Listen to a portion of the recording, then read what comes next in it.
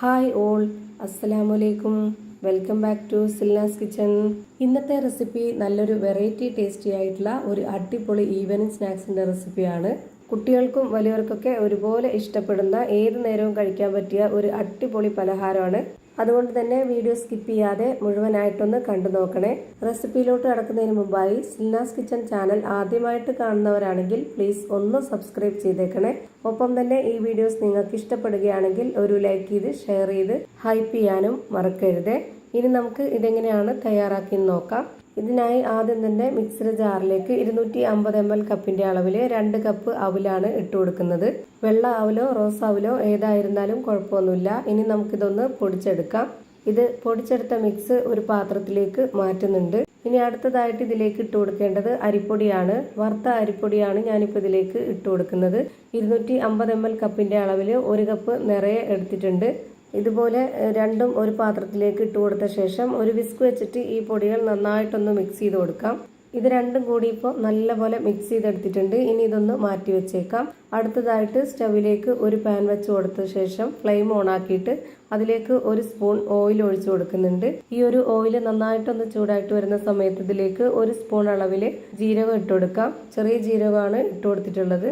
പിന്നെ ഇതിലേക്ക് വേണ്ടത് വെളുത്തുള്ളി ഇഞ്ചി ചതച്ചതാണ്. അതിവിടെ 1 സ്പൂൺ അളവിൽ ഇട്ട് കൊടുക്കുന്നുണ്ട്. പിന്നെ ഒരു നുള്ള് ഗരം മസാലപ്പൊടിയും 1 നുള്ള് മഞ്ഞൾപ്പൊടിയും ഇട്ട് കൊടുക്കാം. ഇതിന്റെ ആ ഒരു പച്ചമണമൊക്കെ മാറുന്നവരേക്കും ഈ എണ്ണയിൽ ഇതൊന്ന് മൂപ്പിച്ചെടുക്കാം. എന്നതിന് ശേഷം ഇതിലേക്ക് നമുക്ക് വെള്ളം ഒഴിച്ചു കൊടുക്കണം. 250 ml കപ്പിന്റെ അളവിൽ 2 കപ്പ് വെള്ളമാണ് ഞാൻ ഇതിലേക്ക് ഒഴിച്ചു കൊടുക്കുന്നത്. പിന്നെ ഇതിലേക്ക് ആവശ്യത്തിനുള്ള ഉപ്പും കൂടെ ഇട്ട് കൊടുത്തതിന് ശേഷം ഇത് നല്ലപോലെ ഒന്ന് തിളച്ചു വരുന്നവരെ വെയിറ്റ് ചെയ്യാം. ഇതുപോലെ നന്നായിട്ട് തിളച്ചു വരുന്ന സമയത്ത് നമുക്ക് ഇതിലേക്ക് പൊടി ഇട്ട് കൊടുക്കണം. നേരത്തെ അവലും അരിപ്പൊടിയും കൂടെ മിക്സ് ചെയ്ത് വെച്ചിട്ടുള്ള ആ ഒരു പൊടിയാണ് ഇട്ട് കൊടുക്കുന്നത്. മുഴുവനായിട്ടും ഇതിലേക്ക് ഇട്ട് കൊടുക്കാം. ഈ ഒരു വെള്ളമായിട്ട് ഈ പൊടി നന്നായിട്ടൊന്ന് ഇളക്കി യോജിപ്പിച്ച് കൊടുക്കണം. ഈ മാവും കൂടെ ഒന്ന് തിളച്ചു വന്നു കഴിഞ്ഞാൽ പിന്നെ നമുക്ക് ലോ ഫ്ലെയിമിൽ ഇട്ട് കൊടുക്കാം. എന്നിട്ടാണ് ഇതുപോലെ ഇളക്കി കൊടുക്കേണ്ടത്. ഹൈ ഫ്ലെയിമിൽ തന്നെ വെച്ചിരുന്നു കഴിഞ്ഞാൽ പെട്ടെന്ന് തന്നെ അടിക്ക് പിടിക്കും. ഇപ്പോൾ ഇതാ ഈ ഒരു മാവും വെള്ളമൊക്കെ ആയിട്ട് നല്ലപോലെ മിക്സ് ചെയ്തെടുത്തതിന് ശേഷം ഇനി നമുക്കിതിൻ്റെ ഫ്ലെയിം ഓഫ് ചെയ്ത് കൊടുക്കാം. ഇനി ഇത് നല്ലപോലെ ചൂടാറുന്നവരെ വെയിറ്റ് ചെയ്യേണ്ട. ഒരു പകുതി ചൂടാവുമ്പോൾ നമുക്കിതുപോലെ കൈ വെച്ചിട്ട് നന്നായിട്ടൊന്ന് കുഴച്ചിട്ടെടുക്കാം. മാവ് ഇതുപോലെ കുഴച്ചെടുക്കുന്ന സമയത്ത് കൈ നന്നായിട്ട് ചൂടായിട്ട് വരുന്നുണ്ടെങ്കിൽ കുറച്ച് വെള്ളത്തിൽ കൈ മുക്കിയെടുത്താൽ മതി. നമ്മൾ സാധാരണ പത്തിരിക്കൊക്കെ കുഴച്ചെടുക്കുന്ന പോലെ തന്നെ കൈ വെള്ളത്തിലൊന്ന് മുക്കിയിട്ട് ഇതുപോലെ നന്നായിട്ട് കുഴച്ചിട്ടെടുക്കാം. ഇപ്പോൾ അതാ ഞാൻ ഈ ഒരു പരുവത്തിലാണ് കുഴച്ചെടുത്തിട്ടുള്ളത്. ഇനി ഇതൊന്ന് മാറ്റി വെക്കുന്നുണ്ട്. അടുത്തതായിട്ട് സ്റ്റൗവിലേക്ക് ഒരു പാൻ വെച്ച് കൊടുത്ത് ഫ്ലെയിം ഓൺ ആക്കി കൊടുത്ത ശേഷം അതിലേക്ക് കുറച്ച് ഓയിൽ ഒഴിച്ചു കൊടുത്തതിന് ശേഷം 1 സ്പൂൺ അളവിൽ ജീരകം ഇട്ട് കൊടുക്കുന്നുണ്ട്. ചെറിയ ജീരകമാണ് ഇട്ട് കൊടുത്തിട്ടുള്ളത്. അത് നല്ലപോലെ ചൂടായി വന്നതിന് ശേഷം അതിലേക്ക് മീഡിയം സൈസിലുള്ള ഒരു 3 സവോള ചെറുതായിട്ട് കട്ട് ചെയ്തിട്ട് ഇതിലേക്ക് ഇട്ട് കൊടുക്കുന്നുണ്ട്. പിന്നെ ഇതിലേക്ക് എരിവിന് വേണ്ടി ഒരു 3 പച്ചമുളക് കട്ട് ചെയ്തതും വെളുത്തുള്ളി ഇഞ്ചി ചതച്ചതും കറിവേപ്പില കട്ട് ചെയ്തതും ഇട്ട് കൊടുത്തിട്ടുണ്ട്. പിന്നെ ഇതിലേക്ക് ഇതേപോലെ 1 സ്പൂൺ അളവിൽ 2 സ്പൂൺ ചിക്കൻ മസാലപ്പൊടിയാണ് ഇട്ട് കൊടുക്കുന്നത്. 1 സ്പൂൺ അളവിൽ മുളക് പൊടിയും 1/4 സ്പൂൺ അളവിൽ മഞ്ഞൾപ്പൊടിയും പെരുംജീരകപ്പൊടിയും ഗരം മസാലപ്പൊടിയും ആവശ്യത്തിനുള്ള ഉപ്പും കൂടെ ഇട്ട് കൊടുത്തിട്ട് ഇത് നന്നായിട്ടൊന്ന് ഇളക്കി യോജിപ്പിച്ച് കൊടുത്തതിന് ശേഷം ഇതൊന്ന് അടച്ചു വെച്ചിട്ട് വേവിച്ചെടുക്കാം. ഈ ഒരു ഉള്ളി മസാലകളൊക്കെ നന്നായിട്ട് വെന്ത് കുഴഞ്ഞു വരണം. അപ്പോൾ അതിന് വേണ്ടിയിട്ട് ഒരു 3-4 മിനിറ്റ് നന്നായിട്ട് വേവിച്ചെടുക്കണം. അപ്പോൾ അതാ ഈ ഒരു മസാല നല്ലപോലെ വെന്ത് കുഴഞ്ഞ് കിട്ടിയിട്ടുണ്ട്. ഈ പരുവാകുമ്പോൾ നമുക്കിതിലേക്ക് ഒരു 3 ഉരുളക്കിഴങ്ങ് നന്നായിട്ട് വേവിച്ചതിന് ശേഷം തൊലിയൊക്കെ കളഞ്ഞിട്ട് ഉടച്ചെടുത്തിട്ടുള്ളതാണിത്. അതുകൂടെ ഇതിലേക്ക് ഇട്ട് കൊടുത്തതിന് ശേഷം ഇതുപോലെ നന്നായിട്ടൊന്ന് ഇളക്കി യോജിപ്പിച്ച് കൊടുക്കാം. ഇനി നമുക്ക് ഈ ഒരു ഉരുളക്കിഴങ്ങിൽ ഈ മസാല പിടിച്ച് കിട്ടാനായിട്ട് 1-2 മിനിറ്റ് ഇതൊന്ന് അടച്ചു വെച്ച് വേവിച്ചെടുക്കാം. ഇപ്പോൾ ദാ ഈ ഒരു മസാലക്കൂട്ട് നന്നായിട്ട് വെന്ത് കിട്ടിയിട്ടുണ്ട്. ഒട്ടും തന്നെ വെള്ളം ഒഴിച്ചു കൊടുക്കാതെയാണ് ഇതുപോലെ റെഡിയാക്കി എടുത്തിട്ടുള്ളത്. ഇതാണ് ഇതിൻ്റെ കറക്റ്റ് ആയിട്ടുള്ള പരുവം. ഇനി നമുക്ക് ഇതിൻ്റെ ഫ്ലെയിം ഓഫ് ചെയ്ത് കൊടുക്കാം. ഇനി ഞാനിവിടെ ഒരു ബോർഡ് എടുത്തിട്ടുണ്ട്. അതിലേക്ക് കുറച്ച് ഓയിൽ ഒഴിച്ചു കൊടുത്തതിന് ശേഷം ഇതുപോലെ നന്നായിട്ടൊന്ന് സ്പ്രെഡ് ചെയ്ത് കൊടുക്കുന്നുണ്ട്. എല്ലാ ഭാഗത്തും നന്നായിട്ട് സ്പ്രെഡ് ചെയ്ത് കൊടുക്കണം. പിന്നെ ഇതിലേക്ക് നേരത്തെ കുഴച്ച് മാറ്റി വെച്ചിരുന്നതിൽ നിന്ന് ഒരു പകുതി മാവ് എടുത്തിട്ട് ഇതുപോലെ വെച്ച് കൊടുക്കുക. എന്നിട്ട് ഇതുപോലെ നന്നായിട്ടൊന്ന് പരത്തിയെടുക്കണം. അധികം നൈസായിട്ടല്ല, കുറച്ച് കട്ടിയായിട്ട് വേണം ഇതിനെ പരത്തിയെടുക്കാനായിട്ട്. ഇപ്പോൾ ഞാനിവിടെ ഇതുപോലെ നന്നായിട്ട് പരത്തിയെടുത്തിട്ടുണ്ട്. ഇനി നമുക്കിതൊന്ന് കട്ട് ചെയ്തെടുക്കണം. ഓരോരുത്തർക്കും ഇഷ്ടമുള്ള അളവിൽ വലിപ്പത്തിലൊക്കെ കട്ട് ചെയ്തെടുക്കാവുന്നതാണ്. ഞാനിവിടെ ഈ ഒരു ഗ്ലാസിൻ്റെ വലിപ്പത്തിലാണ് കട്ട് ചെയ്തെടുക്കുന്നത്. ഈ ഗ്ലാസ് വെച്ചിട്ട് ഇതുപോലെ കട്ട് ചെയ്തെടുത്തിട്ടുണ്ട്. ഇതാണ് ഇതിൻ്റെ കറക്റ്റ് ആയിട്ടുള്ള പരുവം. ഇതുപോലെ തന്നെ മുഴുവൻ മാവിലും ഈ ഒരു അളവിൽ കട്ട് ചെയ്തെടുക്കുന്നുണ്ട്.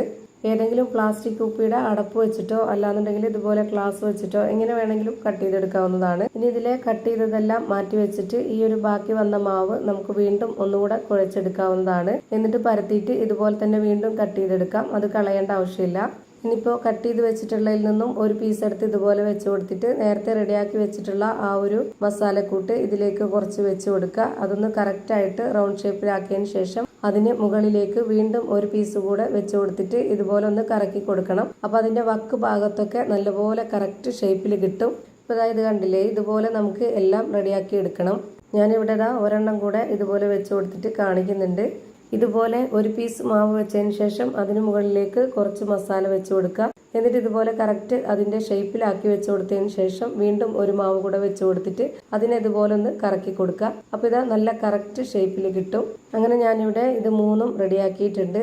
ഇതുപോലെ റെഡിയാക്കിയതിന് ശേഷം ഇതിൽ കാണാനൊരു ഭംഗിക്ക് വേണ്ടിയിട്ട് ഞാൻ ഇതുപോലെ ഒരു ഡിസൈൻ ഇട്ട് കൊടുക്കുന്നുണ്ട്. ഈ ഒരു കത്തിയുടെ പുറകുവശം വെച്ചിട്ട് ഇതുപോലെ ഒന്ന് ലൈൻ ഇട്ട് കൊടുക്കുന്നുണ്ട്.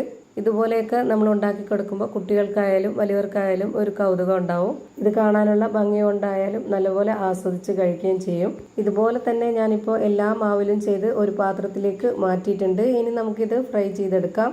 അതിനുവേണ്ടി സ്റ്റവിലേക്ക് ഒരു പാൻ വെച്ച് കൊടുത്തതിന് ശേഷം അതിലേക്ക് കുറച്ച് ഓയിൽ ഒഴിച്ച് കൊടുത്തിട്ടുണ്ട്. ഈ ഒരു മാവ് മുഴുവനായിട്ടും മുങ്ങിക്കിടക്കുന്ന രീതിയിൽ എണ്ണ ഒഴിച്ച് കൊടുക്കരുത്. അങ്ങനെയാകുമ്പോൾ അതിനുള്ളിലുള്ള ആ ഒരു ഫില്ലിങ്സ് ഒക്കെ മുഴുവനായിട്ടും എണ്ണയിൽ പോവും.